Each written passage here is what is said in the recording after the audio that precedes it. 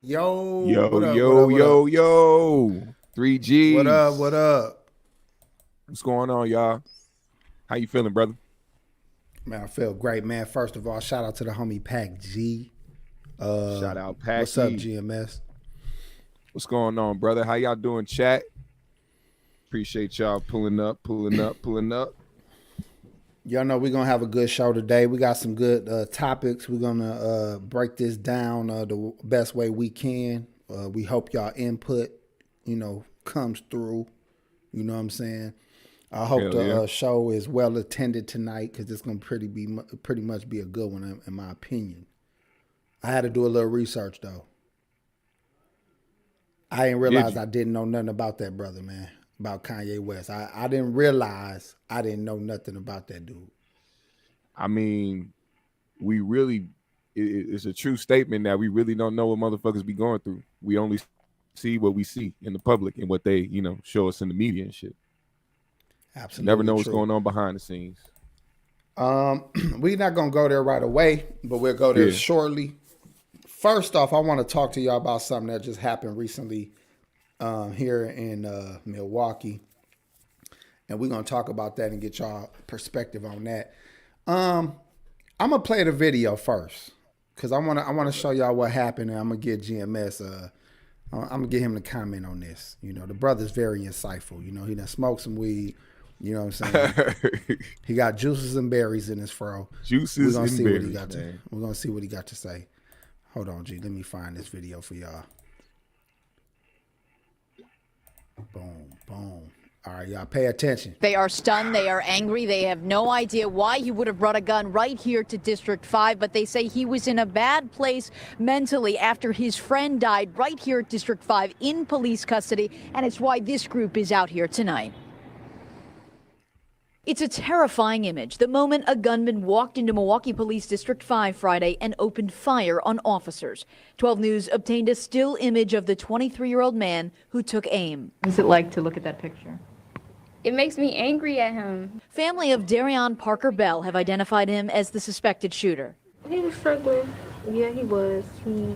He just had a mental breakdown. Parker Bell's girlfriend, Angel Harrell, didn't want her face shown, but tells 12 News her boyfriend was struggling with the death of his best friend, Keyshawn Thomas.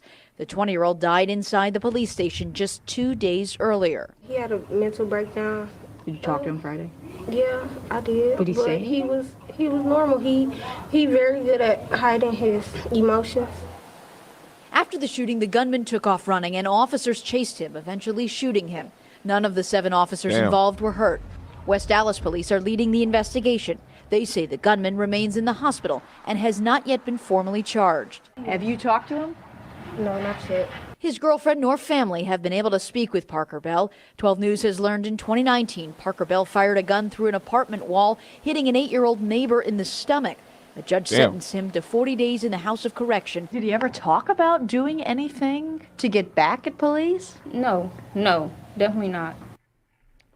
Hillary Parker Bell is expected to be charged this week.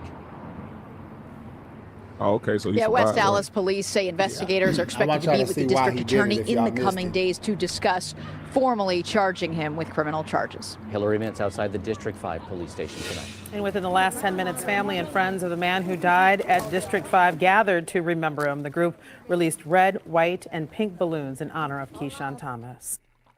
All right, so y'all heard that. 23-year-old Milwaukee cat goes into the police station and start firing at motherfuckers. I don't think he hit nobody, but he apparently did it because his guy died in police custody about a week ago, I guess. Yeah. What is your thoughts on that situation? Well, at first I was going to say this is an unpopular opinion, but it's not going to be an unpopular opinion. I feel like a lot of people think this way when it comes to this type of shit. When I hear it just now, the first thing that popped in my head was Khalif Browder. If people don't remember Khalif Browder, he was somebody who was taken in police custody over a stolen backpack, and they brought that nigga to Rikers Island, and he ended up dying in prison. No, he killed himself. He killed himself, but he was getting fucked up in prison. That's what happened. Yeah. And he had a fucked up time in a maximum security prison over a stolen backpack, and he ended up going nuts and killing himself. You know what I'm saying? And it's one of those things where that trauma must have passed on to his friend. His friend died in police custody. His friend felt that pain, and he felt like he had to do something about it. And I feel like, honestly, if people want to start seeing a change in how police treat us, well, okay, niggas been marching, and niggas still doing the same shit to motherfuckers. Well, I bet you if more motherfuckers start stepping in police precincts the way that he did, motherfuckers will think twice. But that's just me. I also think that my issue with this, I'm not gonna judge the young dude, because obviously he really was going through it, and if for all we know, dude was like his brother, you know what I'm saying? Just because they homies don't mean they wasn't raised and close like brothers.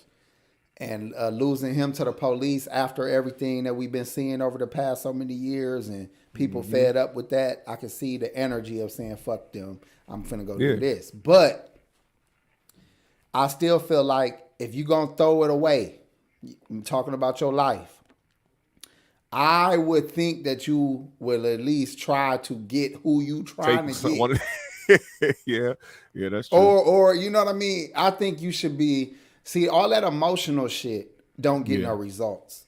It just gets you in more trouble and looking crazy, and you didn't even accomplish shit.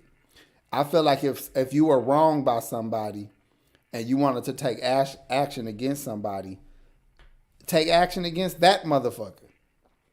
Not random people, even the police, let's say. There ain't all asshole police. You know what I'm saying? What if your mom, auntie, cousin, sister, brother is just doing their job? They not harassing nobody. Matter of fact, they being cool on the job. And they get shot because some asshole did something. The asshole gets to go on living his life and harassing more motherfuckers, and you done took out somebody auntie or mama or whatever. Or uncle, you know what I'm saying? So if you're going to do something, motherfucker, and you're going to throw it all away. He should take the law-abiding citizen.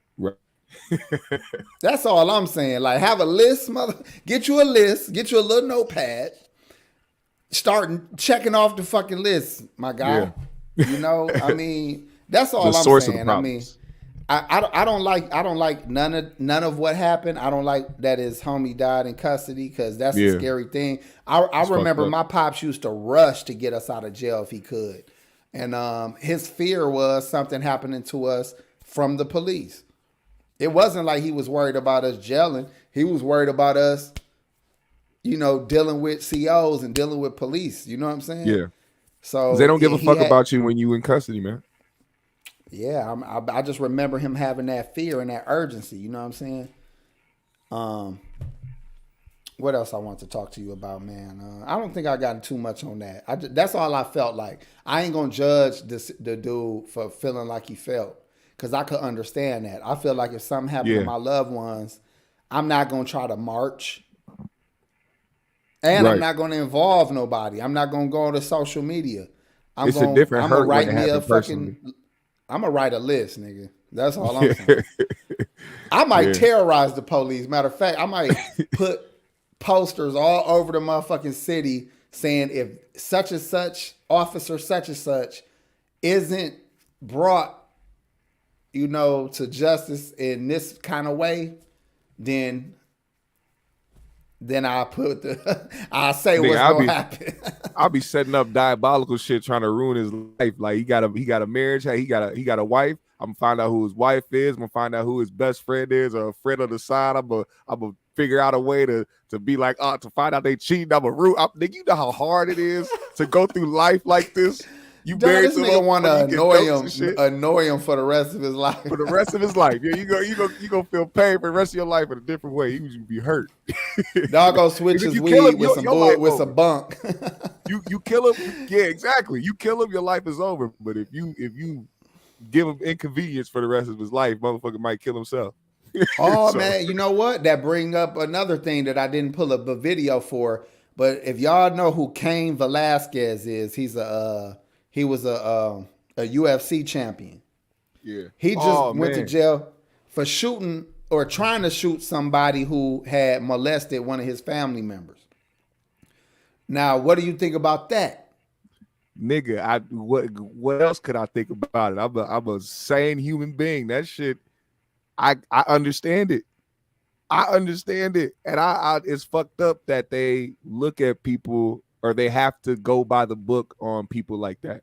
There's no leniency. Leniency, is that a real word? I feel like it is. But they don't have that. You get treated like a person that did attempted murder, because in the book, that person didn't do nothing to you. So you can't just there's laws yourself against vigilantism and taking the law into your own hands and shit. But this and Ace Groom said they should let the man go. I think most people would agree that the man should be let go. But what if he didn't do it? What if the dude that was accused didn't do nothing? You bring up a good point, because I just saw a video of somebody following somebody in Walmart, and he was like, this guy was trying to meet a 14-year-old girl, had his face up there and everything, and some random Mexican dude in Walmart walked up to him. He's like, this fool? And the dude was like, yeah, him. And he just started punching dude. Now, what if he really wasn't trying to meet a girl online? Now this nigga got a assault charge because he was trying to play the motherfucking hero role and shit. You know what I'm saying? Okay, and then let's go back to what we just watched. If you feel like you got to put some work in, Cain Velasquez has attempted murder charge for not hitting nobody that might have or might have not have did what he thought he did. You might throw your life away and didn't even do what the fuck you about to go to jail for. Exactly. Same thing with the young homie. You did what you did, and I'm not judging the actions of neither one of these men. But if you're gonna throw your life away, throw that motherfucker away for real. You know what I'm saying? That's how I look at it. When they be like, AP in jail, what'd he do? I be like, AP had a list and he checked off that motherfucking list. He was dragging niggas with trucks, you know what I'm saying? Like crazy shit. But at least when I'm in jail, there ain't gonna be no question why the fuck I'm there. Right. And I'm not gonna watch the people that I feel like did wrong still out there living. No, that makes sense. You'd have to do something. I think you should hit your intended target. I don't advocate violence, I don't. But if something serious happened, I understand people having real human emotions and going off of You know what I'm saying? The way that they feel at the moment, man. And you know what else? Man. Let me not be hypocritical, because I do realize that sometimes you shoot at somebody just to scare them, and people do it. And I can say that you don't always intend on killing. Sometimes you intend on letting people know that some bullets can come at your ass. You know what I'm saying? Right. So I ain't gonna act like people don't do that kind of shit. But you Cain Velasquez, nigga. What could he have done worse than possibly shoot this man? He could have armbarred this nigga to death. He could have, guillotine choked this nigga to death. He could have snapped his legs and ankles. He could have literally left this motherfucker paralyzed. I will if say, he so choose. He's former UFC.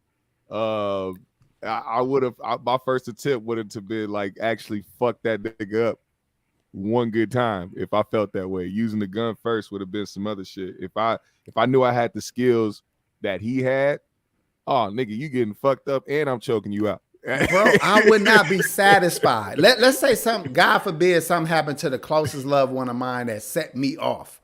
Yeah. I would not be satisfied with a squeeze of a trigger. Yeah. I gotta make this motherfucker ask me to kill him. You gotta suffer. Yeah. I want this motherfucker to beg me and pray to God that I kill him. I don't want him to pray that I don't kill him. I want him to get to the point where he pray that please let him kill me and finish this shit.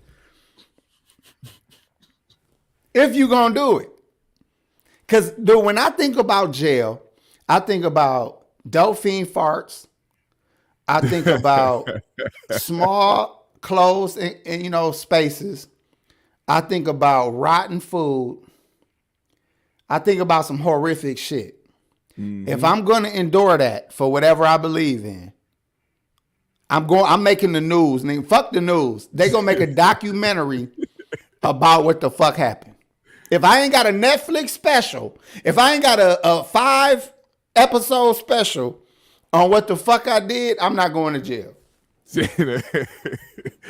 I need a Netflix special for my shit, for my work. In translation, that means niggas do everything they can to stay the fuck up out the system. Dude, do you understand a dolphin fart, nigga? A dolphin fart. That sounds like sewage. That sounds like pure sewage. Think about garbage. You got a little a face picking meth head white boy in your cell fucked up, nigga. with gas from jail food and rotten beans and shit. And he letting the homies in the tier smash him. So he got just a gaping stinker box. You just got and you gotta live your life. Man, come on, G. Hearing the whistles of this nigga's flatulence. Dog, jail. And it ain't even no fucking, and it's like a dog too, where you don't hear nothing, you just smell it like, what the fuck? Bro, I'm just saying, bro, I don't fucking get it, man. I don't get jailers, man. Niggas who like that shit, man. Yeah, I don't. Death is less scary to me than jail. Yeah. All right, let's move on from that. This shit just grossed me the fuck out. Hold on, but before we move on to Kanye, I got one more video I want to show y'all that we're gonna discuss, because this happened also in the great state of Wisconsin. Since y'all think it's just all peaches and cream in this motherfucker, let me show y'all this shit. That's what the fuck this was. Yeah, this some extra shit. I ain't gonna say who girl this chick looks like or reminds me of, but if y'all see it, then y'all can say it in the chat. Green Bay woman is accused of killing and dismembering a man. The criminal complaint says officers went to 24-year-old Taylor Shabusiness's house and found a man's head in a bucket. Police say they found additional body parts in Shabusiness's van. Shabusiness told investigators she strangled the victim before she decapitated him. According to the criminal complaint, Shabusiness told officers it happened during sex. You can read more of the criminal complaint on the 12 News app. Oh, man. Hey, look, man. Let me tell y'all what the lady did. This nigga. Let me tell y'all what the lady did if y'all missed it. She was supposedly having sex with her man or a man, strangled him to death during the sex, and then chopped his head off and other body parts. Now, this happened actually up in Green Bay. You know what I'm saying? Go Pack, go. But the chick, I guess they was supposedly doing freaky sex purposely that ended in his death, and then all of a sudden she gets to chopping shit away. Now, look, I know this ain't really nothing we could talk about. I just want to share this with y'all. Yeah. But I would like to say that if I was an old, on my way out of this earth kind of nigga, I think there are some crazy ways to die. But I think that is not on the top of the list of the worst shit to happen. It's not? A chick riding you and choking you to death is probably not the worst way to die. I mean, I don't know. Yeah, nigga, think about it. Think about it. Is that if you know you gotta die? Is that pre-bust or post-bust? Same time. You lose your life as your spirit.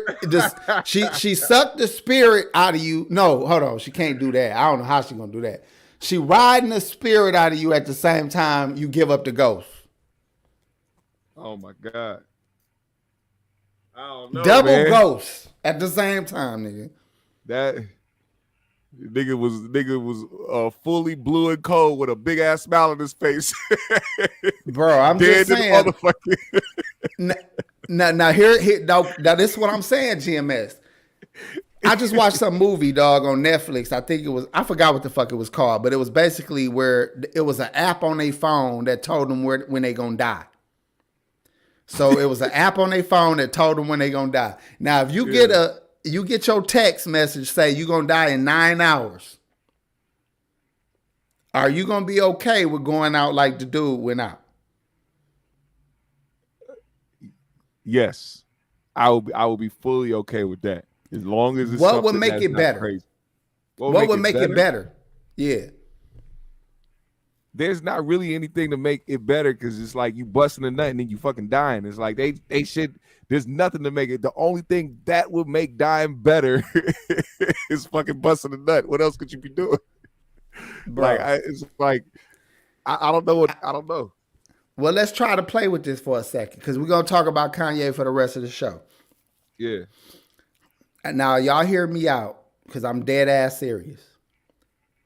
I feel like if I knew I was gonna die and I got 9 hours, about the 8th hour, I'm gonna smoke some crack. Oh. Before the girl climb up on me, I want to be crack high, and I want her to do whatever this chick did. Okay, choke me out while she riding.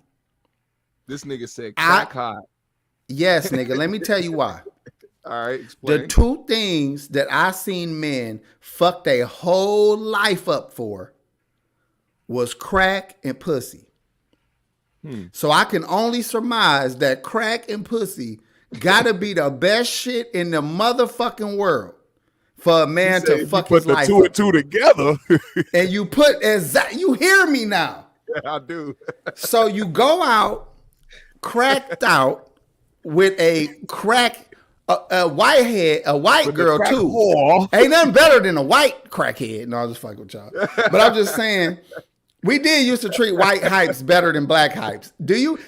Let's talk about the racism in the drug community. Racism in the crackhead industry. Can we talk about the racism in the motherfucking trap? Can we do that? How dare you hotep niggas fuck them crackhead ass white women? Let me tell you, man, we covet our white cluckers. We covet our white custos. And listen, don't we? Fellas, let's keep it real in the chat. All my hustlers in the chat, put a 1 up if you don't covet your white customers.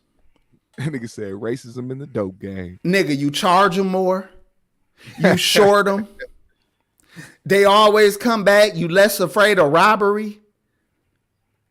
Oh, they tell me definitely I'm fucking lying. Stick your ass up. They ain't sticking you up. They want the Tell rock me in the I'm cock. lying. They want the rock in the cock. That's what they get. Look, white stinks have their money together. You goddamn right. You ain't taking shorts. I'm just saying we covet our white customers. Them Okay. motherfuckers running the store for your ass and everything. Look, you can manipulate them. Everybody know I'm right. Irene just laughing. She said, fuck it. I'm just going to laugh because she know I'm right. We covet. We is a fucked up people, man. Hey, man. You can't even win in the crack community. Not the black community, the crack community. You can't even be respected in the crack community. We got to do better by our sisters, man. We got to do Look, better man, by our sisters. next February, let's give these black crackheads a break, man. Should we? Do something extra for them, okay? Buy one of them little vials with the rose in it and put that in the baggie too. You know what I'm saying? Put a little, make it easy on a motherfucker sometime. Somebody come up to you with a gas can at the gas station with a good ass story. Go on, get their ass $2, man. All right, look. Now I want to talk about something serious now. I was serious about everything I said thus far, but I want to talk about Kanye West, what some people are here for. GMS. Yes, sir. Did you watch the documentary? I did. What's it called? Jeen-Yuhs, right? J-E. Shot by the homie Cootie, Clarence. Yep. I think Simmons, I think. Simmons, yep. Cootie Simmons. He did a hell of a job with that, man. And it took many, many years. That's what made the shit so dope. Can we piece together work. That's literally they fucking come up that he documented. Do you guys have a friend like this? Do you guys have a friend like a Cootie out there? And how rare is that? Because I don't know anybody really who is that genuine. You know what I'm saying? And really, really down for like the journey. You know what I'm saying? Like, we shouldn't assume that he never did no whole shit in the background. Hey, man. But I do understand what you're saying. If I feel like if he did, it would have came to light by now. That in my opinion, because all whole shit comes to light, and it's been 30 years. You know what I'm saying? But I mean, we gonna talk about all that. We'll get to that. I ain't want to go too far too because I have a point. Yeah. I see that. I peeped it. Oh, okay, but how about we start with the fact that Kanye, it seemed like from very early on, he already was a little weird, but not weird in the sense that he crazy for thinking he can be great. He just was a little different, like a little Asperger's. Yeah, a little autistic type, type of shit. Okay, let's just keep it real. But he knew what the fuck he wanted to do for sure. And I'm gonna ask you this question, and we can start here. Did he have supreme confidence or supreme arrogance? Supreme confidence. And the reason why I say that is because I think arrogance sometimes brings you to more failure. Confidence is more of a way of you have a way to back that up. You know, a lot of arrogant motherfuckers out there that can't really do shit. You've seen a lot of niggas talk crazy and then get their ass knocked the fuck out. It's like you either got confidence or you just an arrogant motherfucker that talk crazy. I think he had a lot of confidence. It takes a lot of confidence to get rejected as much as he did and still have the drive and the passion and the want to continue to create and be good at it. Because a lot of the times when you are creating, and I can speak from personal experience, your mood, your whatever you're going through, whether you're depressed or whatever, it affects how you make shit. But he still made a classic in College Dropout, so he was still in his zone. You know what else is crazy? He got mad at people for not recognizing how cold he was. Mm-hmm. Like, he was offended. Like, how dare you not see what the fuck I see, or, you know, hear what I'm hearing? How can you not? I liked that. I liked that energy. Yeah. I liked that shit, because it's like, man, how the fuck do y'all not know that I'm the coldest motherfucker here? In the midst of so-called giants and millionaires. That shit dope to me. That shit kind of motivated me, dog. That goes with knowing your future, too. Knowing your future, man. Knowing your path. If you know where you're going to be in the next 5, 10, 15, 20 years, and you really speak shit into existence, and you work hard at it, nigga, you will be speaking facts before anybody. You don't have to have nobody validate that. He didn't have nobody. He didn't need it. He wanted it, but he didn't need it. And he believed in his mission. He wanted to keep it real. Yeah. In a rap game where nobody was keeping it real, he said, man, I want to keep it real. Like, fuck it. And that shit what made him cold. Let me ask you this, because his mom had him talk at like an event for, you know, like a charity event, and he was talking to kids, and he told them that they supposed to believe in themselves like that. They supposed to be that confident, and there's nothing wrong with them being overly confident. You know, he's saying that's not even a such thing. So what's your stance on being humble or being confident? Do you think people should be humble? Yeah, to a certain, but that's because I am, you know what I'm saying? But to a certain extent, you know, at some point you do got to talk your shit, because like I said, speaking shit into existence is real.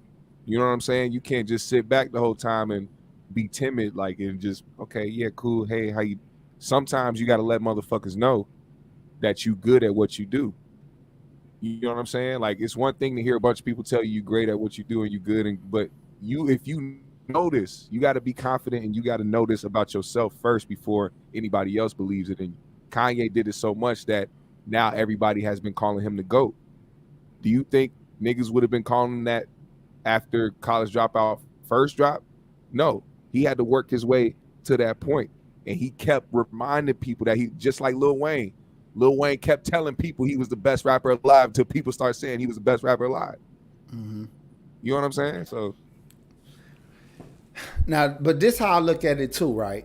Because I think ain't nothing wrong with being overly confident, but this is the problem with that, especially when you telling young kids and you telling other people that that's the way you should be. This is the problem with that. Mm-hmm. There, in my opinion, some people should have that level of confidence, and there's other people that should be humble. And what I mean by that is, if you can't back up your words, right, you should be humble, motherfucker.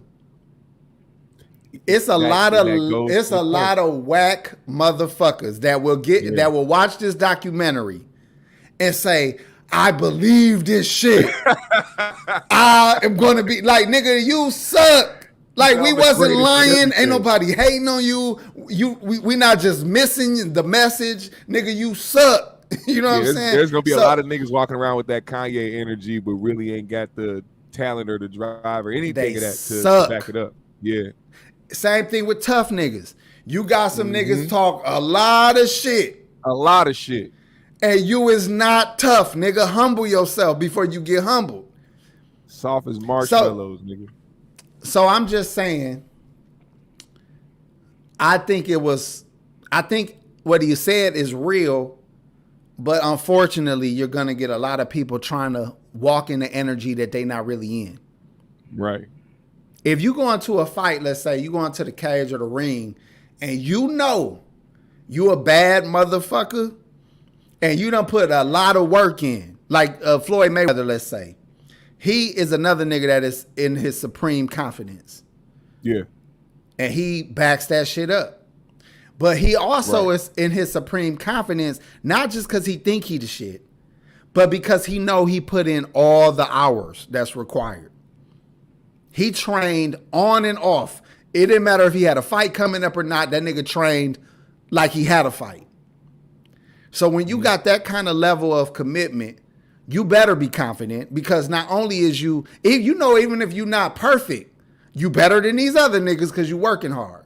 So Kanye had the same energy. Now, he wasn't just getting lucky. That nigga worked all day. And I believe he still does it. I have to say this, man. People skip over that part so much. The fact that there's so many people out here doing the same thing, you have to work like you're competing with a million individuals at once. That you have to. If you want to make it to superstar level and you talented, you got it, to make it, you have to work as hard as everybody else to at least be heard in some capacity out here.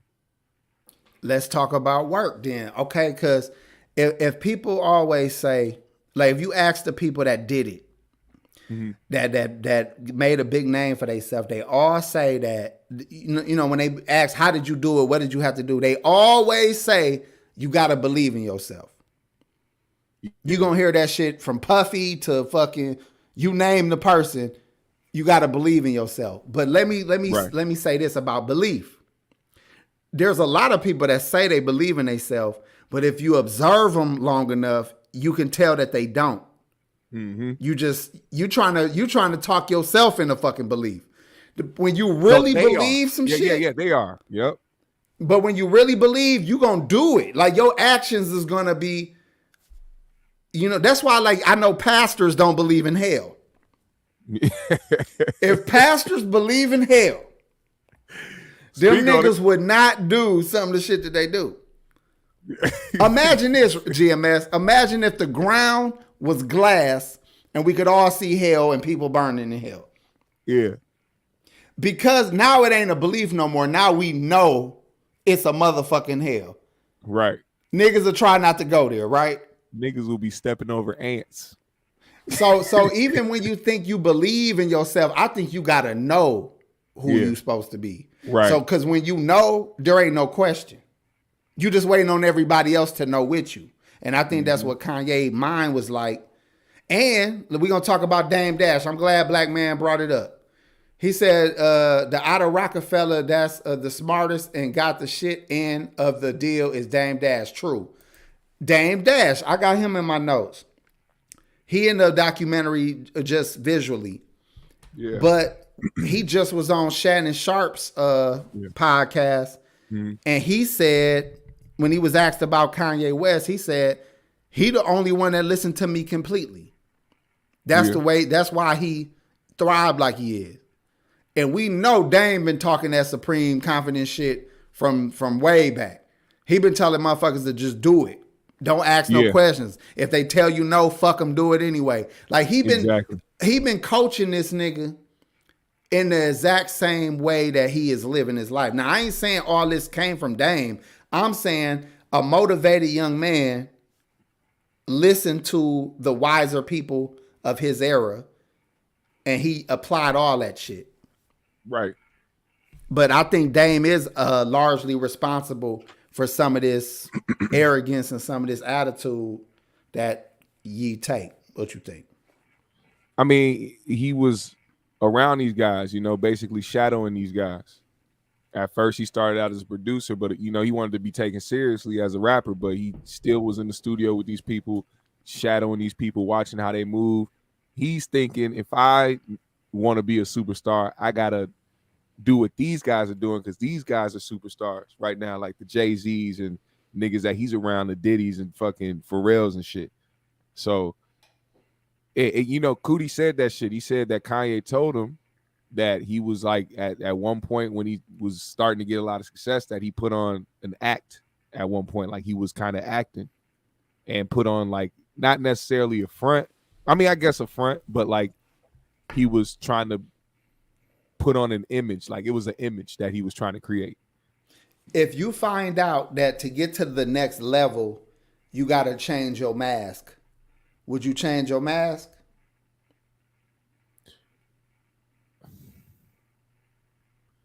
It's crazy to answer that question now, because you never know till you get in that position. Like, if it's something that will compromise you and your integrity and the things that you're doing, then it's up to you whether or not you want to maintain your integrity or not.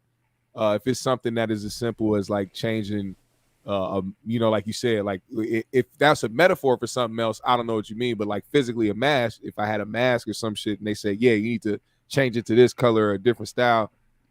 All right, fuck it. I'm still going to have a mask on. But if they trying to tell me to put on a dress or put on a, you know what I'm saying, do that, nah, we not doing that to get to the I'm next glad level. you brought that up. I didn't even think about that. Let me take a second to deal with this.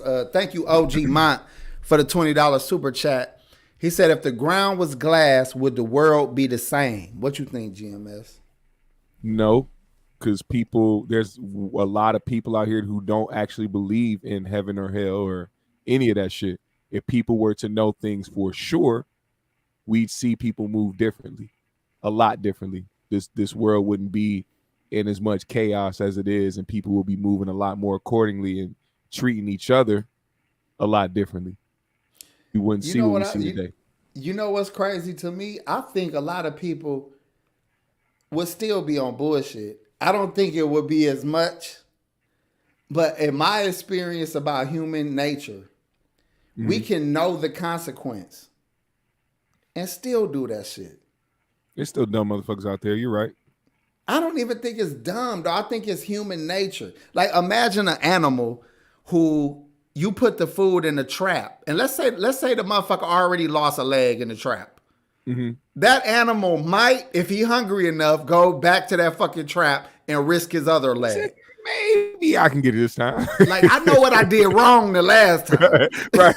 I just gotta be. I'm gonna try this shit again. I'm just saying, bro. I think. Go ahead.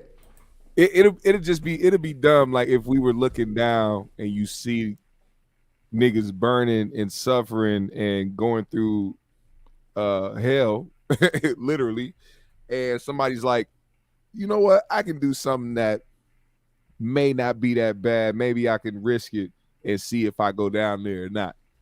And then they'll do it and end up down there and shit. That's stupid. Like, there's no bend in the corner. And it's like you'll go through life. That's why I attribute it to other shit. Like, we've been here for a long time. Humans have been on this earth for a long time, and we've been going by certain rules and regulations for a long time. There's nobody out here who is completely ignorant to what's going on, besides people who are literally shut off from the world. Mm-hmm. So it's like people are making choices. These are choices that people make. I just, like you said, motherfuckers are going to do what they do regardless. Shout out to Irene Royal. Thank you, sister, for the $10 super chat. She said, love you guys, but change the podcast name, though. What should we change it to? Let's hear what y'all come up with. What should we change it to? Irene, understand we do have a third person. Right. And we do have a third person that just will be here when he can. Don't y'all start counting Pat G out. Let's hear what y'all got if we should change the name. But let me go back to the mask shit. Yeah. And I just randomly thought of this, but I also see Kanye West, he did that in that documentary.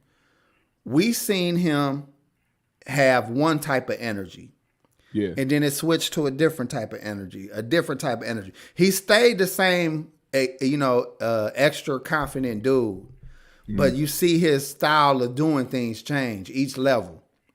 I think we can say that same thing about Jay-Z. We can see that same thing about many other men who keeps going to new levels. Yeah. Now, do that mean they're not the same people? Do that mean they not the same, had the same awareness? Or are they willing to put a mask on to further their dreams or whatever? And there's something wrong with that shit. Let me say it like this. If I know what I'm trying to do is get my kids into a college that's going to better their life. And for me to do so, I have to change the way I speak. I have to put on a suit. And I have to talk way different when I go interview with these schools. Mm-hmm. Am I being phony or fake? Or am I doing what's necessary to further my goals for my kids? If your goal is to do that, there's nothing phony about it. That's how you genuinely feel. But I don't talk like that. The way so I'm in this, you're saying your rhetoric is you saying something different, but on the other hand, you're doing whatever just to get what you need in life. yeah.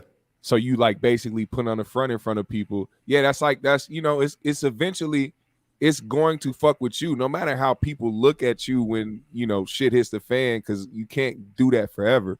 You can't put up a front forever. It's gonna fuck with you at some point. You know what I'm saying? For sure. Let's take 2 seconds to acknowledge the bullshit in the chat. Huh. Okay, Irene said 2G's. Pac G coming back. I Lacy love taking shots at my boy. Talking about some 2G's and a parolee. Brim Dog, Pac G. Okay, he just showing love. Yeah, for sure. Pac G ain't gone, man. Peanut butter and backwoods. Yeah. This nigga. 2G's and a fugitive. God damn, I Lacy, the nigga made a mistake. What the fuck? Damn, you done made mistakes too, nigga. You done put too much fucking moose in your shit, and you done put too much moose in your Thurgood Marshall, nigga. We gonna call your hairstyle a Thurgood Marshall. I Lacy got the Thurgood Marshall. I'll be trying to roast I Lacy, but that nigga he's too good of a nigga to you. Listen. He want that smoke, man. It's like, this nigga's a good nigga. That nigga grew up on the Cosbys. You know who grew up on the Cosbys in motherfucking Different World? I Lacy for sure seen every episode of Different World, nigga. Ain't no fucking way about it. Change the world. That nigga still got his original college sweater in the closet and shit. He wear that every time he cut the grass in his big ass white neighborhood and shit. He out there in the big ass mansion in the white 4 acres of grass, nigga. Who the fuck need 4 acres of grass, nigga? Damn, man. Dog got the motherfucking and it's a HBCU on top of it and shit. All right, hold on. What else? Hold on, that shit threw me off. Shout out to the homie Al Lacy, man. 3 black hillbillies, ain't that a bitch? This nigga said two AP knows 3-headed goat podcast. The 3-headed goats, okay. 3 niggas in the struggle. I actually like that shit. All right, but look, shout out to the homie Geek Speak, man. Y'all, brother, if you could put the link to your channel in the chat room, please do it. I just did a very dope interview on his channel, and I want y'all to go watch it. I also shared it on the Player for Life channel. That's my other channel for y'all that don't know. Or you can go to Geek Speak and watch it on that channel. So if you could drop your link in there, they can get to that. And trust me, y'all get to see a real conversation. And thank you for the $20 super chat. He said, keep it as 3G's. Yeah, it's gonna stay 3G's. I just wanted to see what creative shit they came up with, like 2 whites and a colored. These niggas. Okay, look, let's get back to the show at hand, man. Let's get back to the show at hand. We was talking about masks. We was talking about switching up to move to another position. Is it fake? Is it phony? I feel like it's this way, man. And I got this from one of my baby mama's dad. Dog said he used to call clothes costumes. He would not call clothes. He called them costumes. And the game he gave me was, however you want somebody to see you or look at you, that's what costume you need to put on. Because he used to wear this stupid ass motherfucking visor with fake hair on it. And he did it for, he was an interesting nigga, dog. But he used to wear this motherfucking visor with some fake fucking hair. And I'm like, why the fuck do you wear that shit? This nigga said, cuz, I mean, people don't take you that serious when you look like this and I can move and groove and ain't nobody really thinking about my ass. That's what he said. But he also called clothes costumes. And then he broke the game down to me and I understood completely. Sometime you have to look a certain way to get some shit done. What if you was a burglar? Oh, let's say it this way. What if you was a robber And for you to rob the casino, you had to dress like a guard. And then you get to another floor and you got to dress like a dealer.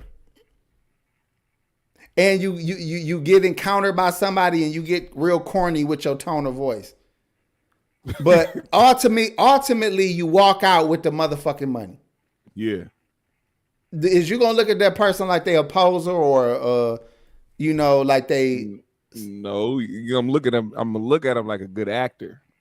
A lot of people. Now, what if Kanye? Because this gonna touch on Kanye. Because I hate to go this far ahead, so we'll go back to this. But towards the end of the documentary, that nigga went from sounding like a kid from Chicago to a white man from Calabasas by the end of that shit. Yeah, that threw me off because I remember years ago when he first all the shit was popping off where it was like, yo, he went crazy or whatever. Do you remember he did an interview with Oprah and he was like talking super like he was like he just came out of prep school. I don't know what the fuck was going on with him, but he changed the whole shit up. Like Kanye was talking crazy. We're going to get into that shit more. I got more questions about Kanye. Thank you, Joe Blast, for the $10. He said, respect my brothers. Hey, thank you always for showing love, G. All right, so here's another question for you, GMS, about Yee. Mm-hmm. Or Ye. Why I call this nigga Yee? I did it more than once. Is Kanye West a god? Is he a god? Is he a god? None of us are gods. We would have to retain that power. We'd have to retain that power, man. What are you talking about? If nobody can show me the power that they possess as a god, I think we are still working towards that goal. we still try to get there. Kanye, he has some work to do, man. I think he's going through shit. I can't say if he's crazy. I can't say if he actually is bipolar. I can't say any of that. All I can say is that man's going through something. I'm looking at different definitions of God right now, and some of them apply. Okay, speak on it. One of them say an adored, admired, or influential person. That must have been put up here after niggas start getting famous. For real. In Christianity, they separated this one. It says, in Christianity, the creator and ruler of the universe and source of all moral authority and supreme being. This other one says, a superhuman being, a spirit worshipped and having power over nature and human fortunes, a deity. I'm just saying. That's such this is why I even asked you that. This is why I even asked you that, right? Yeah. The Bible talks about ye. It's a scripture in the Bible, and I might fuck this up, but I think it says, "Ye are gods." Hold on, let me look it. I don't want to fuck it up.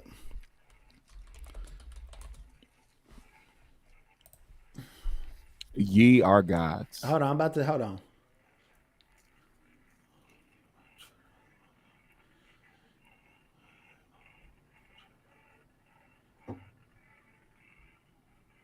Okay, this is Psalms 82:6. It says, I have said, ye are gods, and all of you are the children of the Most High. Okay. And there's other scriptures that talk about you having the same powers that your Heavenly Father have. Right. There's scriptures talking about you being made in God's image. Jesus said that I don't do none of these things of my own power, but I do it of the power of my Father in heaven. Okay. Are some of these men that are able to speak a word, you talked about speaking shit into existence. Yeah. Are some of these men that's able to speak a word and back it up with works? Are they operating with the power of God?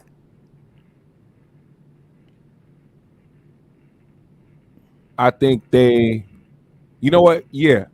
You know what? I'll say yeah, because you can be blessed in that way to following that in the right path that you've been that's been set for you in life. So regardless if you believe in God or not, there's a certain path for you in life. I believe in that.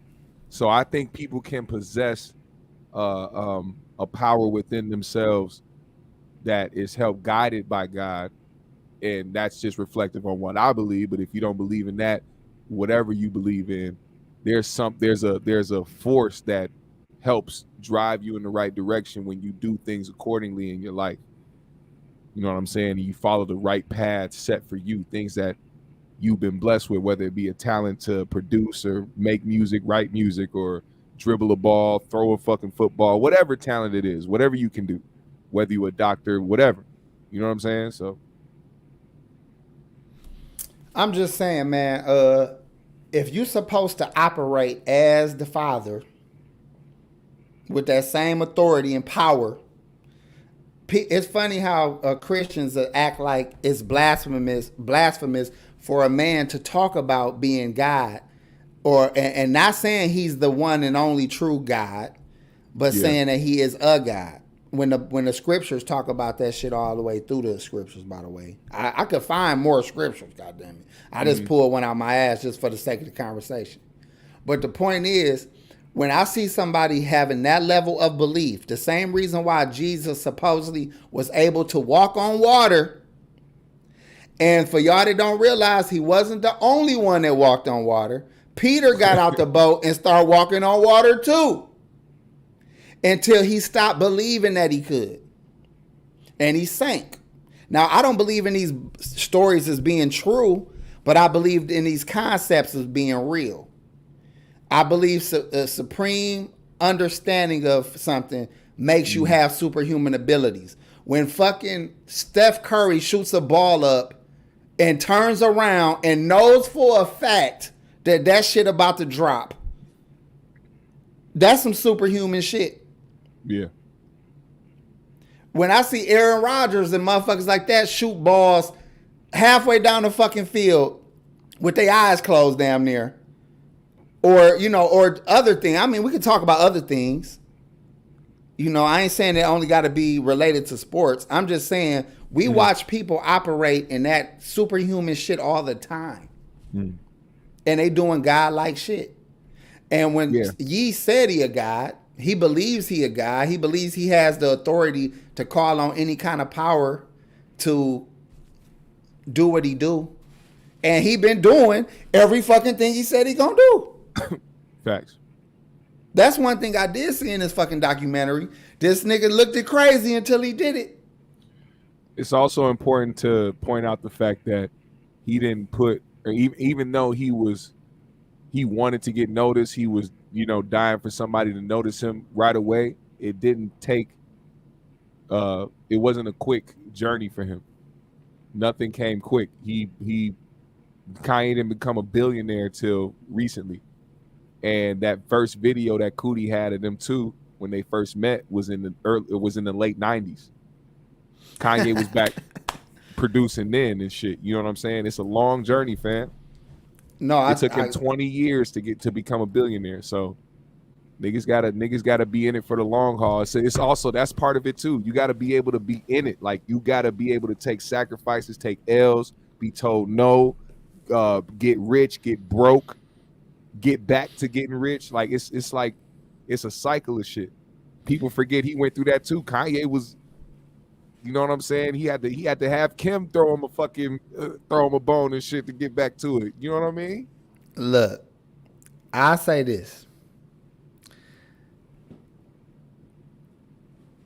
Dude has been doing everything he say he gonna do. He been doing it, and he got more shit he's trying to do. Yeah. I think what he do with that Sunday service shit, I actually think that's dope as fuck. Yeah, the Sunday service is amazing.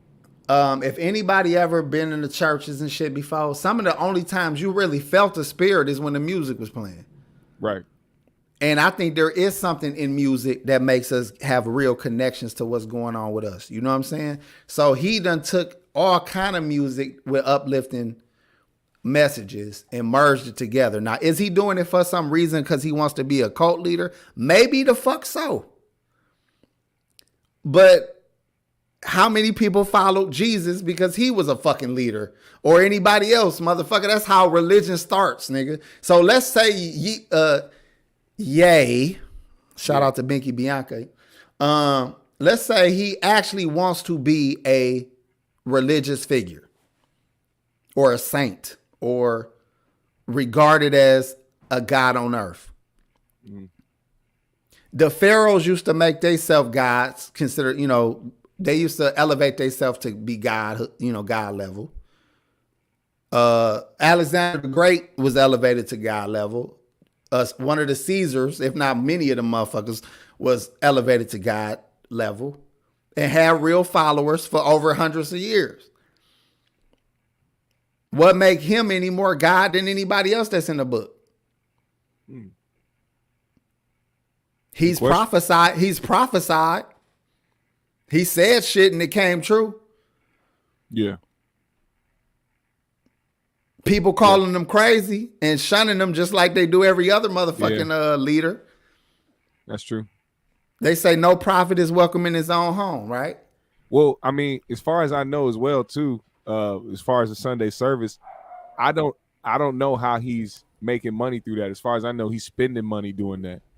And people who really believe in what they believe in are going to spend money to do it, not do something to try to make money. I don't think he spent more money doing Sunday service than made money on that shit, in my opinion. Bro, I don't think his ambition ain't money. Yeah. His ambition is not money. Yeah. He wants to go down in history for being the first Kanye. Something he also said in the documentary. There is no other Kanyes. And there ain't. Compare this nigga to somebody. You can't. There's no other artist that has done what he's done. There's no person like this nigga. Yeah. He literally is one of a kind. That's at least what I see. Now, I'm not praising him saying he's perfect. And shout out to Last Shall Be First. Because he brought up something that's real lame. He said, but he crying over his wife, though. That's where the God title fails. I agree. Well, let me say this. Just Go ahead. Let's play devil's advocate. Okay. Pun intended.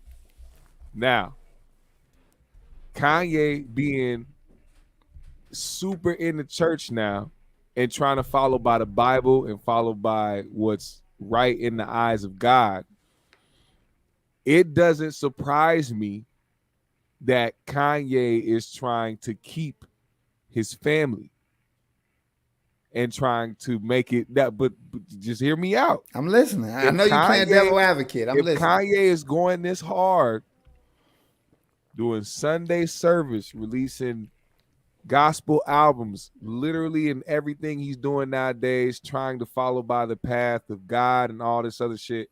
And even when he talks about him trying to get his wife back, he brings up the Bible. If he's in a place of, let's just assume he's having some type of mental instability, he's not right up there. He's trying to stick by something that is going to make him feel regular, make him feel normal, which is the Bible, which is church. He's trying to stick by a code, but at the same time, he's still Kanye, which is why he's out here with other bitches right now. So it's like, you know what I'm saying? That's how I look at it. And let's also point out he a Gemini. And we all know we don't like them motherfuckers, boy. They all over the goddamn place. If you a Gemini, fuck you, because I know you did some fuck shit. But let me say this. Nell Cola said Kanye is lost since his mom passed. We're going to talk about his mom right now. Yep. And it's going to tie into Kim, too, because I hate to say this, but I believe the closest thing he had to his mama was fucking Kim. And I'm going to explain to y'all why in a little while. That's interesting. His mama said to him, she said, Kanye listens to me because I listen to him. This is one of the statements that his mother made. Kanye listens to me because I listen to him. Because he's so awkward and weird and off. How many people disregarded that nigga his whole life because they just thought it was jibber jabber? But his mama, his only homie, was what we saw in the documentary. The closest person to him actually would hear his bullshit out and encourage him. So what do you think about how much of that helped him become who he is and how much of that fucked him up when he lost his mom? I think that, for one, his mom was his biggest fan. So when you lose your biggest fan, it's like, it's going to be hard to replace that. There's nothing that can come from that. There's nothing that anybody could do to replace that. He can just try to find fillers. And when you try to find fillers, they're never going to be fully satisfying. You're always going to fuck that up in some type of way. So I think in Kanye's way, he's been fucking up a lot.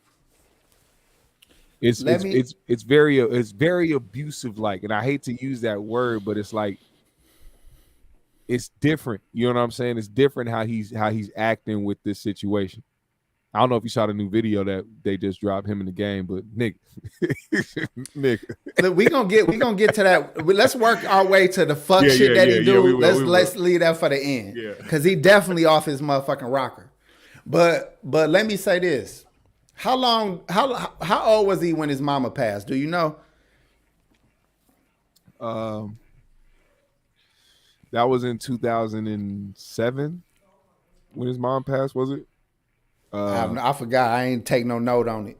I forgot when she what year was that, man? What year did she pass away? All right, we don't know. One of those years, but he was probably early 30s, late 20s. Let me tell you why I think Kim is the closest thing he had to his mama. And then we can move, because I don't want to leave that out there too long. Mm-hmm. Just like that comment I just read that his mama said about how she listens to him.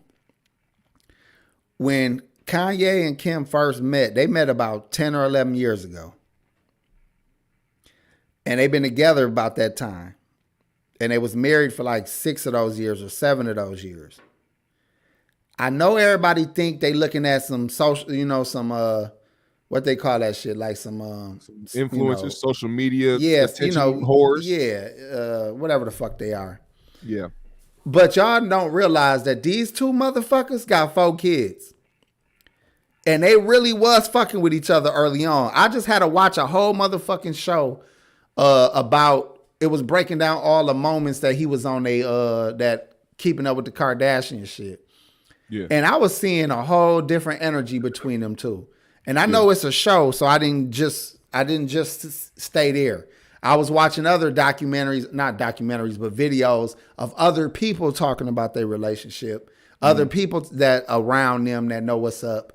And what I got from that shit is they was fucking with each other on a real serious level. Now, I know everybody act like she just this and she that, but every time that bitch been with a motherfucker, she wasn't spoken of fucking other niggas. When she's single, you better believe she about to be fucking somebody else. But every time she was married, you couldn't put nobody else with her while the bitch was married. That's right. So let's keep it real. No matter how many motherfuckers she been with, she was with that motherfucker at the time. Because if you a nigga that's smash and kill Kardashian on the side, you gonna bring that shit to the light. It's coming out. Because you're gonna be mad when she stopped. You can't even be seen with the bitch. So I'm just saying, let's stop acting like she the worst bitch in the world. What she was is a bitch that even if she was groomed to do it, let's just say she was groomed to hustle this nigga. She still knew, like a good prostitute, knew how to stroke this nigga ego. Just like his fucking mama did. Yeah. So when y'all heard me say the closest thing to his mama, everybody like, what the fuck is this nigga talking about? His mama stroked this nigga ego.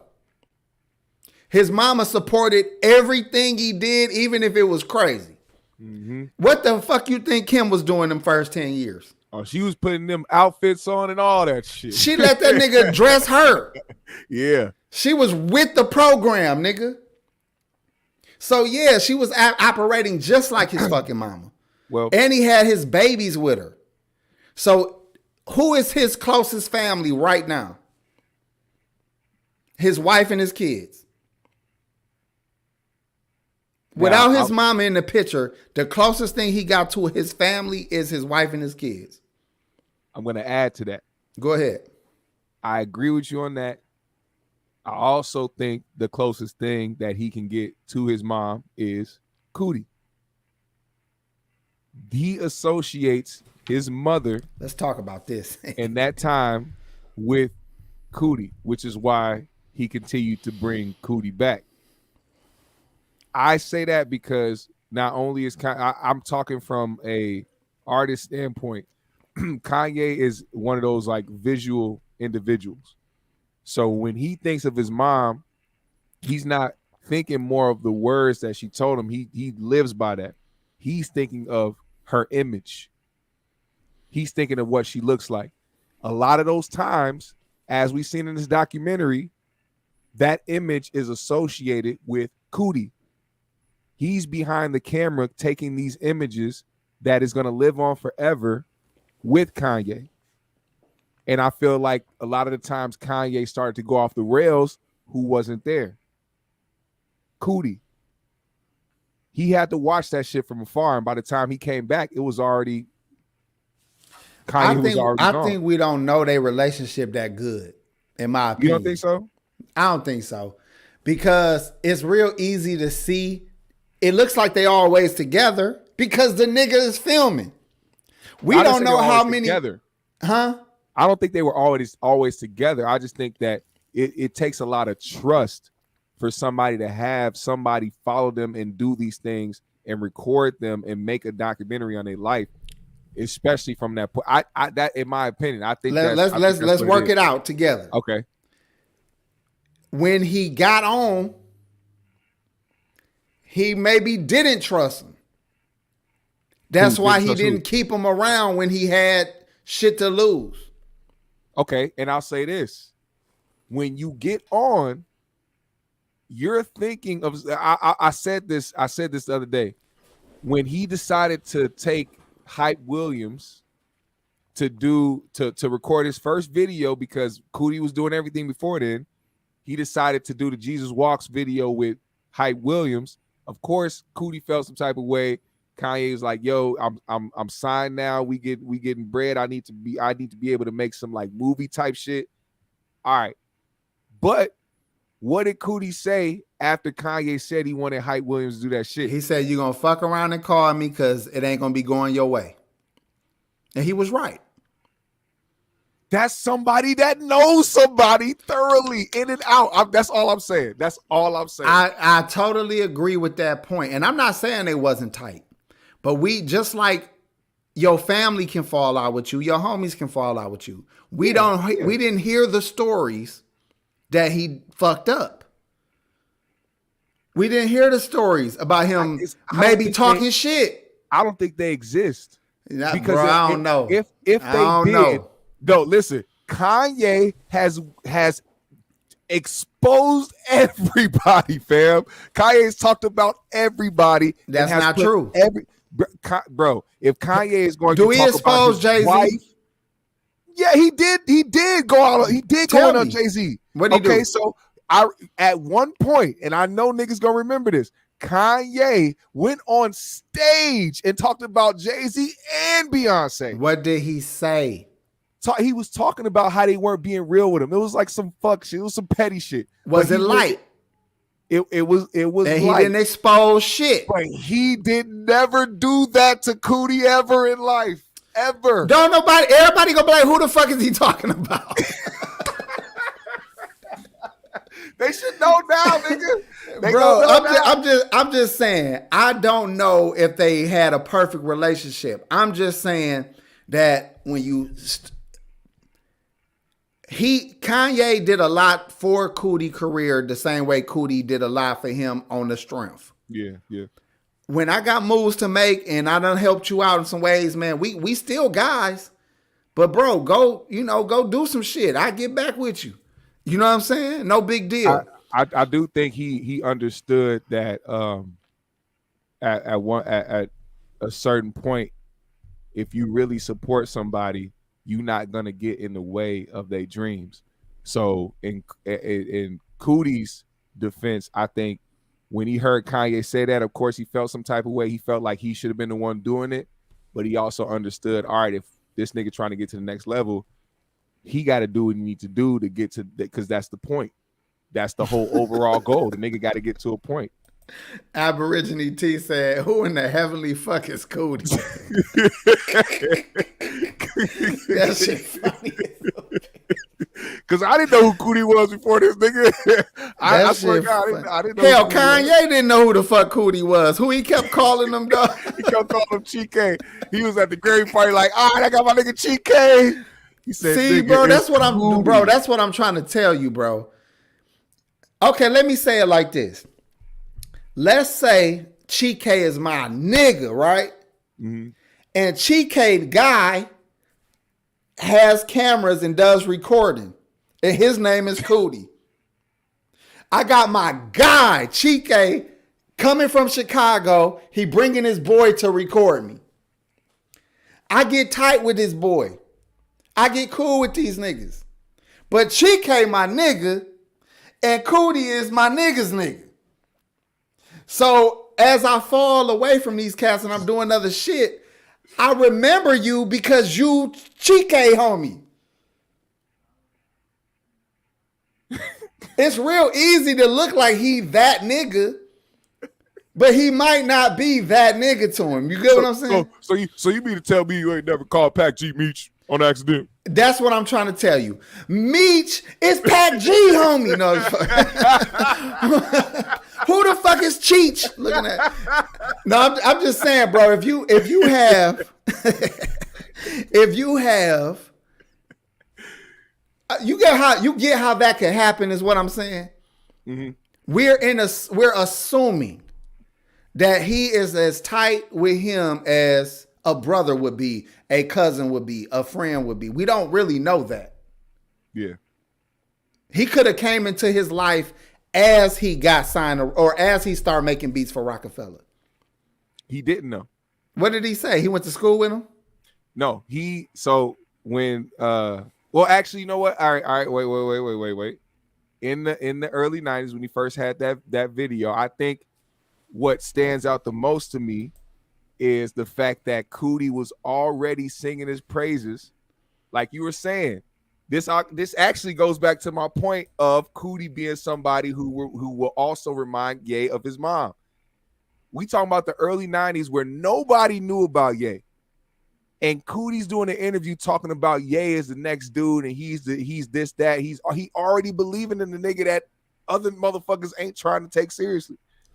And look, for y'all that don't know who Cootie is the one who made and filmed the documentary Jeen-Yuhs that we talking about. He is the homie and filmmaker of Kanye West in this subject. Right. But y'all got to watch this documentary if you haven't. It's very good no matter how you feel about him, for sure. You know what his mama said that I wanted to bring up that I thought was dope? She told him, and this was early on, she said, Kanye, the giant looks into the mirror and sees nothing. Because she was talking about how he can sometimes come off a little bit too arrogant, but she just wanted to remind him, no matter how big you get, remember, if you get too big, you're not going to be able to see yourself, is I think the message that she was trying to give her. What did you get from that parable, whatever you would call it? What did you get from that when she told him that? Or did you even acknowledge that? No, I did.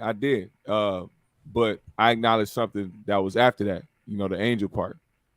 Of course, me being a big nigga, I can relate to her giant analogy because sometimes I don't see all of my fucking self in the mirror. I gotta, and that's the point. You can only see small sections if you that big. But she was trying to humble the nigga then. Exactly. And that angel part was real profound because inevitably she passed away. Okay, how about this? I didn't know if this is the what she meant. I don't think this is what she meant though, my nigga, because she was speaking in the same. They were speaking about his arrogance at the same time. But this is interesting. Copacetic Art said, "No, a giant sees nothing means everything behind him is beneath him." I don't know if that's what she meant. Only because it came within the conversation of him not being too arrogant. Right. But that is a good way of looking at it. I like that, though. I like that understanding because I think that's how Kanye took it. Yeah. She meant it like, nigga, don't get too fucking big because you ain't going to be able to see yourself. And then Kanye said, you right, I am a fucking giant. Fuck these hoe ass niggas. Who the fuck is Cootie? I want to point something out about Kanye's journey for a lot of people that do have aspirations, whether they want to be artists or whether they want to be in the entertainment industry. People really gotta see shit for what it is. Kanye was basically a part of Rockefeller before even being signed. You know what I'm saying? Nigga had hits as a producer, you know what I'm saying, for Jay-Z and other motherfuckers before he was signed. They still didn't take this nigga seriously when he was trying to be an artist. And even after being signed, they didn't even get this nigga real studio time. He had to go and do it himself and had to record College Dropout on his own. There was still a whole hustle in it. So motherfuckers that are independent right now don't have being signed at the top of your list, because even if you get signed, you are going to continue to have to do things yourself. And it's a lot better for you to go out here and go get it yourself and get the revenue from it than having these motherfuckers rob you. Facts. That's a fact. Let's start talking about how things start going left. How even in the documentary, the filmmaker Cootie started to say that he was seeing the change in Kanye, and he noticed that it may be some real mental health shit going on. Yeah. Do you think somebody deliberately did something to him? Well, in the documentary, they made it seem like, you know, of course, after his mom passed, that's when the spiral happened. So, I mean, if anything could do it, it would be that. And I think because of the way they portrayed their relationship, it was easy to see that was like his biggest reason of kind of hitting the spiral. So I don't know if anybody necessarily did anything to him. I mean, it's the entertainment industry. He probably had a bunch of shit happening to him at one point. But I think the thing that most impacted him was his mom dying. What up, Jeff? Dog, these niggas, hey, shout out to Jeff. Hey, this shit funny though, dog. This nigga said the name Cootie is pissing me off. I don't know why that shit made me laugh so hard.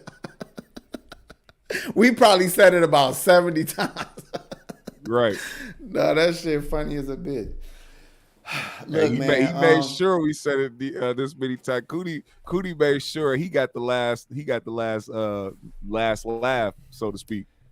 Hey, even the way he was narrating the documentary had me laughing. He was like, and when we was walking down the street, I didn't realize that we was on our way to get something to eat.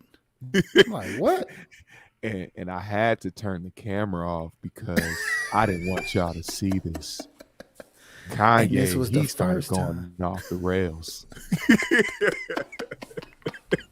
No, what that shit was. See, I really didn't want to be a part of this because I knew it would be bad for Kanye, but I did it anyway because I love my nigga. That's when I started thinking about my dad. My dad gave me my first camera. I don't know what that got to do with this moment, but I really didn't have nothing to put here. So I just decided to talk about this for 5 minutes. Since since Kanye wanted to push me out his life, I decided to make a life of my own. So I welcome my daughter. Nigga, that shit went from a Kanye documentary to this nigga a fucking dance recital. Nigga over there having tea parties and shit. Hey, his daughter a fucking rock star, dog. When he interviewed his daughter, I'm like, she got a motherfucking like the it factor, dog. Right. Dog, that nigga had me rolling and narrating that shit. But let me say this, what I think happened to Kanye, man. This nigga named Tom Ski, and I wish Pac G was on here, man. Tom Ski was this nigga who was on his way. He was in college, actually. Smart ass dude. Somebody slipped him some shit, and it fucked his head up for real. He was weird as fuck after that. Yeah. He still was smart. He was still the same nigga, but he was weird. Kanye kind of weird, where he couldn't stay focused on one thought. You know, you think he with you 1 minute and then he's somewhere else another minute. Right. Because somebody slipped him something. When I watched Kanye flip towards the end, it reminded me of that nigga 100%, dog. Oh my God. I said, dude, it wouldn't surprise me that he was causing so much turmoil and trouble with this push that he had to do shit that people like, man, even though we can't stop him, let's make it where we can control him. You feel me? Let's fuck him up a little bit. Yeah. And you know, you can't tell me they don't know how to. They admitted Kanye and they gave him medication, but we can't say, you know, what for sure they gave him. We don't know what they actually gave him. They gave him bipolar medication. So we can just say that's what it was. And you seen like you said, like towards the end, you could tell like his focus was different. It was like, and honestly, to be completely honest, it was like he felt like people actually gave more of a fuck about what he had to say than they really did. You know what I'm saying? Like he was overly speaking about shit. And his sessions for Donda, there's an artist out here, quick shout out to Casey Pluto, he's from Minnesota. Kanye put him on his album and he was out there. Matter of fact, he was in a documentary. He was over there with, you know, the scene with Justin Bieber and he, you know, Justin sitting there and they singing back and forth. The dude that was sitting next to Justin with the dreads, that's Casey. Mm-hmm. During that scene, Kanye's sitting next to Justin and just like talking about a bunch of shit. But once again, it was a moment where Cootie had to cut off the fucking camera because he could tell that he was about to go into one of those manic episodes. And it was like, God damn, like we are at this point, and it's sad. Like it's not even Kanye's fault, bro. It's like the something in the brain, whatever it is that he's taking, it fucks with you chemically. You can't react the same way. I think when people get really smart and they use drugs, they do that. Jeff Brown has a show called Giraffe Balls. That nigga would get to rambling down rabbit holes all the fucking time. That nigga would go left in the conversation. Yeah. No, I'll fuck with you, Jeff. But no, for real though, when he was doing what he was doing, that reminded me of the dude Tom I'm talking about. This nigga, we called him Tom Ski because this nigga used to leave notes on your car and draw a ski mask. Because the ski mask was his initials. That was his calling card? Yes, nigga. Tom Ski, nigga. That nigga would do weird shit. And we used to fuck with him because they paid his rent for him because he got like SSI. So they paid for his rent for him and they gave him like a stipend of money to spend to support himself. He smoked all that up. He smoked all that up. So we basically kicked it with this nigga, got high, ate food, and chilled with this nigga. But he was not there in the head. Matter of fact, I think Meech brought him up in a different show because Tom tried to shoot a nigga in front of him, but the gun didn't work. But it's a long. You remember that story? That's what we talking about. That nigga was out of there. So But I think Kanye is showing signs that somebody fucked with him because that ain't bipolar what I'm watching. Yeah, and that's one point I brought up. They say it's bipolar medicine, but it's like I don't see him being I see him having like those I see him having like manic episodes, but that was only from the documentary. Yeah. Other than that, I just see him ranting about shit. And that's what I'm saying. But you can see he's losing his thoughts. You can see he's bouncing around. So something is wrong with this nigga. It's like he's fighting the shit. He's trying to stay on point. He's trying to get his message out. He's trying to say what's going on, even when it comes to the medicine. But it's like then it'll fucking drag him out. And then the medicine probably makes him so fucking docile or so motherfucking down that he can't, you know what I mean? He feel like a blur. You feel me? Like when he on the medication. Said, fuck it. I'm taking that West off my name, nigga. You know what? Hold on. Let's talk about that real quick.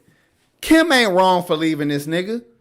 Nah, I don't think she is. I think she really put a real effort in trying to be this nigga wife. Yeah. They lasted a very long time. Most people don't last 10 years in a relationship. Most people don't. And as far as her fucking a new dude, what bitch you know ain't gonna be fucking somebody new in 6-7 months? And they stopped fucking with each other last year in February. She filed for divorce. Yeah. She started fucking with old boy in like November or some shit. Right. What's wrong with, did she do something wrong, GMS? Nah, and I think people got to understand that regardless if you're a man or woman, if you got the means to be comfortable in life, you gonna move on. If the shit ain't working, you gonna move the fuck on. Dude, hold on. Shout out to Jeff because he said this shit got him in a sunken place. That's what we watching. But I think somebody did something to him. I think he literally got put in the fucking sunken place. But it doesn't matter. I think he's hard to be around. When before I said this shit about his wife doing the best she could to stay with him, imagine working with this nigga. Imagine being a nigga you're supposed to stand in the corner of the room while they're doing shit. That got to be the worst fucking job, to stand there and listen to this nigga talk. Right. I'll lose my fucking mind. I'll walk off the job. I'll walk off the fucking job. How much money would it take for one of y'all to get paid to stand in the fucking corner with this nigga and nod your head yes while this nigga saying nothing?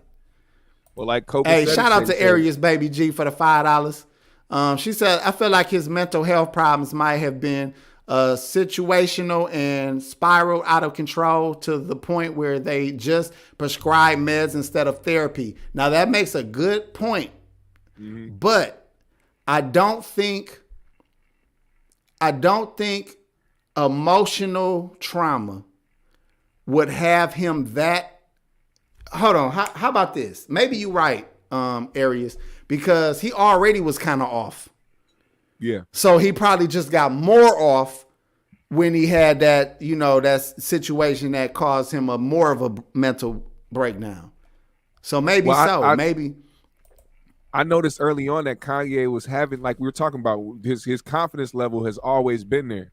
You see it early on in the documentary, him talking about how great he is at what he's doing and how he's good at this. He's good at rapping. He's not just a producer. He's this and that. Kanye's been that overly confident guy. I think a lot of people didn't pay attention to that. When you get huge in the game, when you become a superstar, you gain more fans at a different time. There's different time stamps of when people catch on to who you are. So a lot of people didn't know that. So when you become bigger and you gain more fans, a narrative starts to come up about you. And for a while, people were acting like Kanye just popped up one day and became cocky and became arrogant and became this guy. But he's always been the guy to believe in himself. I don't think that makes him crazy. I think this rambling and shit he do make him crazy. Last time we first said T-Pain said Kanye humiliated him in the studio as they were completing a legendary track. Shaking my head. Now, I hear what you're saying, but this the same nigga that said Usher humiliated him too. Maybe T-Pain just a crybaby ass nigga.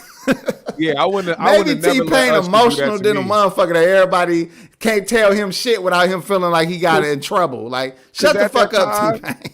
At that time, T-Pain was buy yourself a drink, nigga. Stop buying these hoes a drink. T-Pain was on top of the world. He had hits on hits. I would have never let Usher say that bullshit to me. I would have said, nigga, what?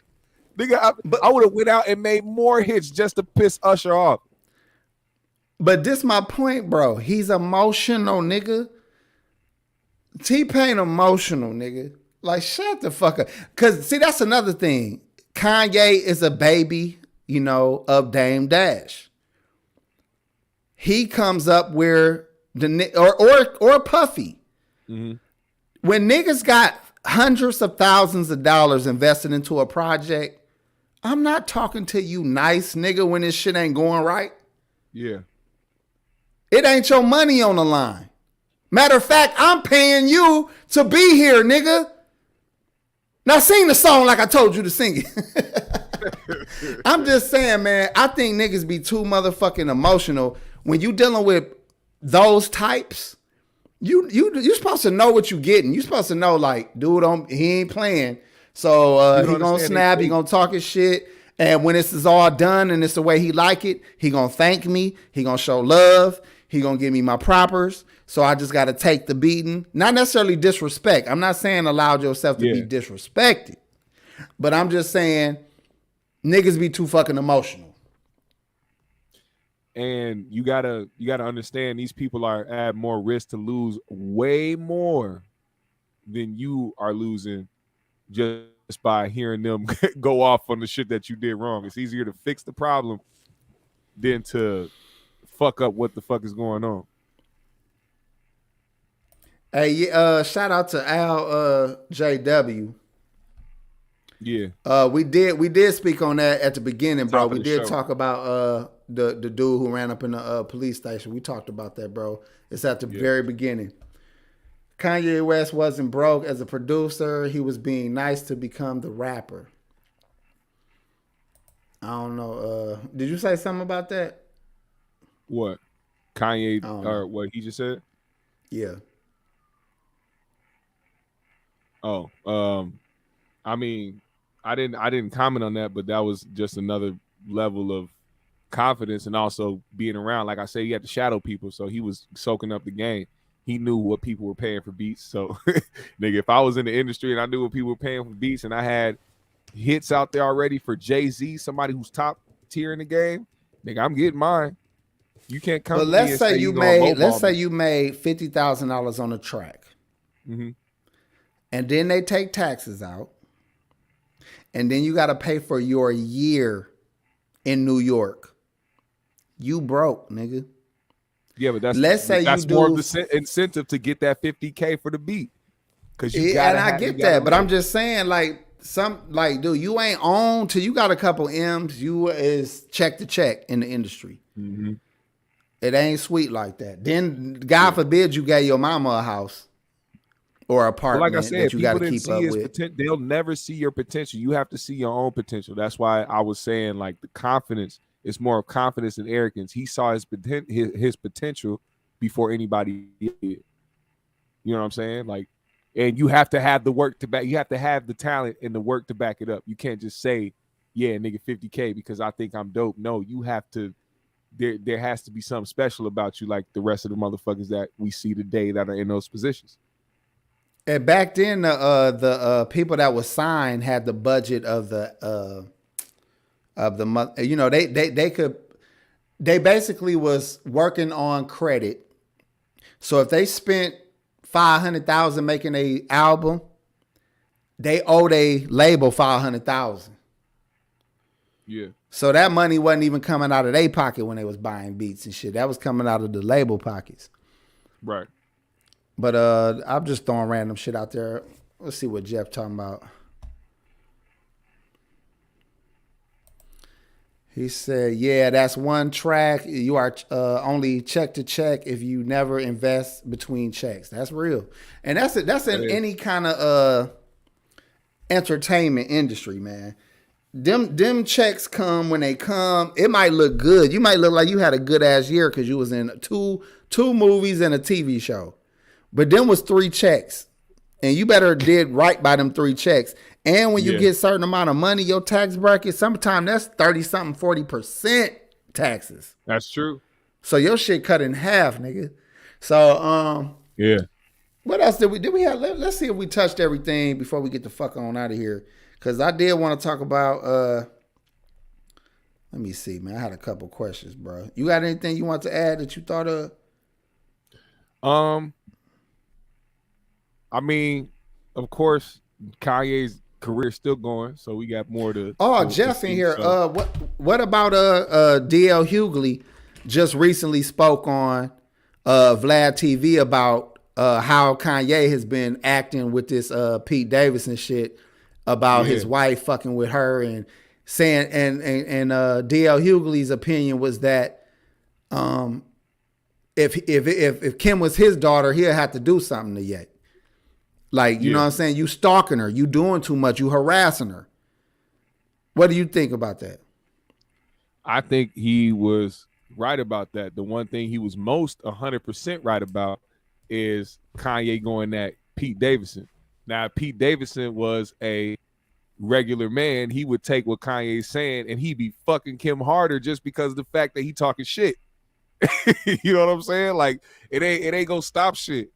I don't know if it's like if Kanye's trying to do something to push that nigga away and be like, stay away from my wife or my ex-wife, but nigga, you do that to a motherfucker who is currently smashing your wife, it's only gonna give him incentive more to keep smashing. But she liked that dude. Yeah. And Kanye married first of all, marrying any woman, you got to understand, if y'all get a divorce, you don't have no control over the kids. Kanye told that nigga, you'll never be able to meet my kids. Do you think that he's acting right by that? Like, is that okay that he's trying to force that? Kanye? You talking about?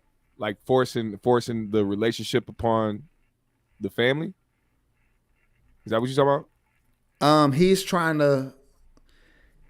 He basically just saying the shit. Like, we don't know what that nigga, for all we know, that nigga say some shit and then 2 minutes later he telling somebody about how he sees in colors or he hears in colors and shit. Like I said, that's what goes back to the mental part about it. When I was talking about the Bible shit, it's not because I think he actually believes in traditional marriage and keeping with the family. I think it's because he's actually trying to go so hard with the Bible shit and the church shit that he's trying to continue to portray that. He's still doing Sunday service every Sunday. He's still every Sunday he in his God mode. So all Sunday night he online like, man, I want my fucking family back. Bro, it's like clockwork, I rebuke you, Pete, in the name of Jesus. Yeah. In the name of Jesus, I rebuke your square ass. Because like I said, why else would he be out here with other motherfuckers if he was really trying to get his wife back? It don't make no sense, man. Dog, a different nigga, man. Publicly with these motherfuckers. He's out here public. He could be doing this shit behind the scenes. This nigga's out here knowing paparazzi's out there. He know they gonna make stories about it. He's doing it on purpose. Kanye's confused, and it's because he's going through something. All right? He going through some shit, bro. I honestly hope that somehow he's able to snap out of the emotional shit he going through. I don't even know if it's mental. Maybe his emotions is all over the place and it's causing him to have these little erratic moments and shit. But I hope dude snap out of it, because I still think he's one of a kind. I think his supreme confidence, I don't think shit wrong with that. I think that he got more dope shit to do. I feel like that nigga been doing boss ass shit from day one. I ain't got nothing but respect for that nigga career. As far as he handling and dealing with his wife's situation, I mean, that's every man's way of handling it. Me personally, I would never chase a woman like that. I would never expect all that from a woman. I would do the best I could do to be a good father. And as long as she not even trying to get in his way of that. Like, nigga, count your blessings, nigga. As a man with ego, if you have who society is putting up as the baddest chick in the game, top tier. I seen her have psoriasis on the shit I was watching earlier. That bitch has psoriasis all over her body. I'm talking about what society puts her as. All right. Not what niggas like us see her at. We talking about what society puts her as. They put her as top tier. They put her as the model woman. All these girls go out here and go to plastic surgeons and say, they don't say, hey, can I get a better nose, better ass, better tits? They say, can I get the Kim or can I get the motherfucking Kylie? They do that shit. So they put them at the top tier. As a man with ego, if you lose somebody like that, that alone will send you straight down the motherfucking, you know what I'm saying? I think he don't want to lose the closest family members he got, which is his kids and his wife, in my opinion. That's just my opinion. Nell Cola said if he can't get her back, he's gonna snap. Maybe so. That's true. Nigga, we got coyotes fighting in the backyard right now. she like, we gotta capture this for TikTok. Hey, this nigga, I swear to, if I don't know if you can hear it, but that shit loud as fuck, bro. They back there. It's a group of them motherfuckers. Nigga, stop living in the motherfucking woods, nigga. Anyway. Nigga, y'all live on the motherfucking, what they call that shit? On the reservation and shit? Yeah, you know I was trying to think of it. We live on the res and shit. Niggas is coyotes in the back and shit. Them niggas is going wild, bro. All I heard was... What the fuck? Nigga, it's one big ass town porch. Like let's meet at the town porch. Like, what the fuck is the town porch? Nigga, I was looking over here like, what the fuck? It's 4 picnic tables under a motherfucking It's 20 niggas outside smoking cigarettes and shit. Under one big ass, it's a pavilion in the middle of the motherfucking. Like, nigga, get your ass out of here. That's hilarious. Hey, tell her. Never mind. Let me stop. I was gonna tell her make a hat. But I think we beat this shit the best we could, man. I don't really got shit else to say. Do you got anything to say or anything else you want to touch on that happened this week that we didn't? As far as like news, I mean, whatever, you know. I mean, one thing that I could touch on is the motherfucking beat battle tomorrow. Goddamn, Jeff Brown and GMS. We got some special guests tomorrow pulling up to the show tomorrow, 7 p.m. Central Time, 5 p.m. Pacific Standard Time. Let me help Jeff out real quick. We've been planning this for a little while, man, and appreciate to the motherfuckers that brought the idea up and having us execute that motherfucker. I need everybody that is in here right now, for one, hit the like button, and for two, you got to go to the GMS show page and hit the like and hit that reminder for tomorrow at 7 p.m. We're going to have a beat battle versus OGs versus the Young Bucks. We got some legendary motherfuckers in the building, and we got some new cats, up-and-comers coming up on my side, and it's going to be a hell of a motherfucking show. It's going to be a hell of a display of music. And I hope that y'all all pull up to that motherfucker. We trying to have it packed in that shit. So do your due diligence. We definitely gonna pull up, brother. Shout out to everybody that donated tonight, man. We always appreciate that financial help to keep the G's going. You know what I'm saying? Right. Sometimes G's need help too. You know what I'm saying? Let's just be honest about that.